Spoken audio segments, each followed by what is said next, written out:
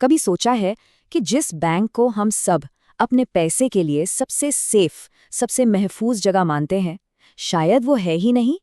सुनने में थोड़ा अजीब लगता है ना? तो चलिए आज इसी सोच को, इसी आम धारणा को थोड़ा तोड़ते हैं और समझते हैं कि जो पैसा हमारे पास है वो हमारे लिए और बेहतर तरीके से कैसे काम कर सकता है। एक बहुत ही आसान से उदाहरण से शुरू करते हैं। सोचिए, कोई इंसान बैंक जाता है और कहता है मुझे प्रॉपर्टी खरीदने के लिए लोन चाहिए। बैंक खुशी खुशी लोन अप्रूव कर देगा। लेकिन अगर वही इंसान कहे कि मुझे लोन चाहिए ताकि मैं आपके ही मतलब इसी बैंक के शेयर खरीद सकूं, तो बैंक साफ मना कर देगा। अब ये क्या दिखाता है? यही ना कि बैंक को किसी और की प्रॉपर्टी पर तो पूरा भरोसा है, पर अपने ही शेयर्स पर नहीं। ये उनके खुद के आत्मविश्वास की कमी को साफ साफ दिखाता है। तो फिर असली प्रॉब्लम क्या है? असल में ना बैंकिंग का पूरा सिस्टम ही कुछ इस तरह से बना है कि फायदा हमेशा बैंक का हो, बचत करने वाले का नहीं। चलिए इस छिपे हुए खेल को जरा और गहराई से समझते हैं। ये देखिए स्क्रीन पर, जब हम अपना पैसा बैंक में रखते हैं तो हमें क्या मिलता है? मुश्किल से 3 या 4% का ब्याज। लेकिन बैंक उसी पैसे का क्या करता है?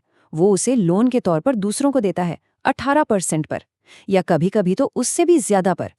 ये जो बीच का इतना बड़ा गैप है ना, 4% और 18% का, यही है बैंक की असली कमाई। और मजे की बात यह है कि ये कमाई वो हमारे ही पैसों से कर रहे हैं। और कहानी यहीं खत्म नहीं होती। एक और चीज है, महंगाई, जिसे हम इन्फ्लेशन कहते हैं। अब सोचिए, अगर महंगाई की दर मान लीजिए 6% है और बैंक ब्याज दे रहा है सिर्फ 4%, तो क्या हो रहा है? असल में तो पैसा बढ़ ही नहीं रहा, उल्टा उसकी खरीदने की ताकत, उसकी वैल्यू हर गुजरते दिन के साथ कम होती जा रही है। तो सीधी सी बात यह है, बैंक में रखा हुआ पैसा हमारे लिए काम नहीं कर रहा, वो तो बैंक के लिए काम कर रहा है। तो अब सवाल ये उठता है कि भाई इसका हल क्या है? तो चलिए अब कुछ बेहतर ऑप्शंस, कुछ बेहतर विकल्पों पर नजर डालते हैं। पहला विकल्प है एक ऐसी संपत्ति जिसे कुछ एक्सपर्ट्स गॉड्स करेंसी या ईश्वर की मुद्रा भी कहते हैं। और ऐसा क्यों कहते हैं? क्योंकि ये कागजी नोटों से कहीं ज्यादा असली और टिकाऊ मानी जाती है। रॉबर्ट कियोसाकी की ये बात बहुत कुछ साफ कर देती है। उनका कहना है कि जो कागजी पैसा है वो एक तरह से फेक करेंसी है। क्यों? क्योंकि उस पर सरकार का कंट्रोल है। सरकारें जब चाहें, जितनी चाहें इसे छाप सकती हैं, और जब कोई चीज बहुत ज्यादा हो जाती है तो उसकी वैल्यू कम हो जाती है। लेकिन दूसरी तरफ क्या है? सोना और चांदी। ये लिमिटेड है, इनकी मात्रा सीमित है और इन पर किसी एक सरकार का कंट्रोल नहीं चलता। और इतिहास तो गवाह है ही, सोने और चांदी की कीमत अगर लंबे समय में देखें तो लगातार बढ़ी है। वहीं दूसरी तरफ अपने ही देश के उदाहरण याद कीजिए, 2016 की नोटबंदी या 2019 का पीएमसी बैंक घोटाला। कैसी हालत हो गई थी? लोगों को अपना ही पैसा, जी हाँ, अपना ही पैसा निकालने के लिए लाइनों में लगना पड़ रहा था, जूझना पड़ रहा था। कीमती धातुओं के साथ इस तरह का कोई खतरा नहीं होता। अच्छा, अब आते हैं दूसरी तरह की संपत्ति पर। इसे हम कह सकते हैं इनकम मशीनें। मतलब ऐसी चीजों में पैसा लगाना जो हमारे लिए सोते सोते भी लगातार इनकम जनरेट करती रहे। इसका सबसे बढ़िया क्लासिक एग्जाम्पल है वॉरेन बफे की कहानी। जब वो सिर्फ 17 साल के थे ना, तो उन्होंने एक चीज नोटिस की। नाई की दुकान पर लोग अपनी बारी का इंतजार करते करते बहुत बोर हो जाते हैं। बस उन्होंने क्या किया, सिर्फ $25 में एक पुरानी पिनबॉल मशीन खरीदी और इस दुकान में रख दी। और फिर क्या था, वो मशीन उनके लिए रोज पैसे कमा रही थी, चाहे वो सो रहे हों या जाग रहे हों। उन्होंने अपने पैसे को एक जबरदस्त इनकम मशीन में बदल दिया था। और देखिए, इसके लिए वॉरेन बफे होने की कोई जरूरत नहीं है। आज के जमाने का एक बहुत ही सिंपल सा उदाहरण लेते हैं।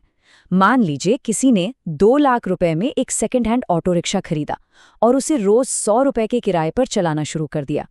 अब ये 100 रुपए सुनने में शायद कम लगें, लेकिन ये छोटी सी रकम भी बैंक में रखे पैसे से कहीं बेहतर रिटर्न दे रही है। और सबसे बड़ी बात, ये एक लगातार आमदनी का जरिया बन गई है। चलिए अब बात करते हैं तीसरे एसेट की। ये थोड़ा अलग है।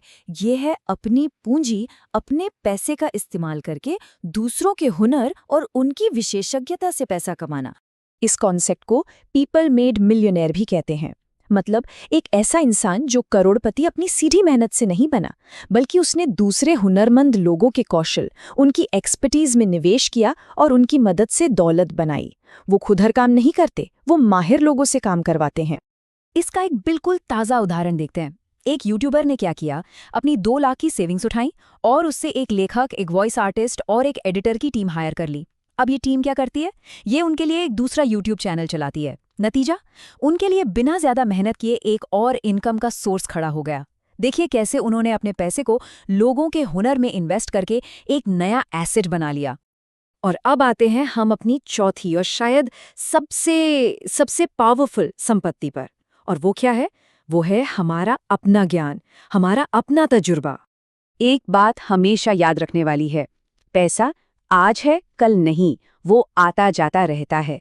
लेकिन जो हमारा ज्ञान है, जो हमारा एक्सपीरियंस है, वो एक ऐसी दौलत है, एक ऐसी संपत्ति है जिसे दुनिया में कोई भी हमसे कभी छीन नहीं सकता। तो सवाल ये है कि इस ज्ञान को हकीकत में पैसे में कैसे बदलें? देखिए, सबसे पहले तो अपनी एक्सपर्टीज को पहचानिए। क्या चीज़ है जो बाकियों से बेहतर आती है? स्टॉक मार्केट, वीडियो एडिटिंग या शायद अच्छी इंग्लिश बोलना, कुछ भी हो सकता है। फिर उस ज्ञान को एक डिजिटल प्रोडक्ट में बदलिए, जैसे कि एक ऑनलाइन कोर्स बना दिया। हाँ, ये बात सही है कि इसे लोगों तक पहुंचाने के लिए शुरू में मार्केटिंग में थोड़ा समय और पैसा लगाना पड़ेगा, लेकिन सोचिए, एक बार ये चल पड़ा तो ये एक लगातार कमाई का कितना शानदार जरिया बन सकता है। तो आज की इस पूरी बातचीत का निचोड़ क्या निकला? आइए एक बार फटाफट से जो मुख्य बातें हैं उन पर नजर डाल लेते हैं। अपना सारा का सारा पैसा सिर्फ बैंक में रखने के बजाय इन 4 जबरदस्त ऑप्शंस पर गौर किया जा सकता है। पहला, कीमती धातुएं यानी सोना, चांदी। दूसरा, इनकम पैदा करने वाली मशीनें या उपकरण। तीसरा, दूसरे लोगों का हुनर और उनकी विशेषज्ञता। और चौथा और सबसे जरूरी, हमारा अपना ज्ञान। तो आखिर में बस एक सवाल सोचने के लिए छोड़ जाते हैं। पैसा एक टूल है, एक औजार है। बस सवाल ये है कि ये औजार किसके लिए काम कर रहा है, हमारे लिए या किसी और के लिए।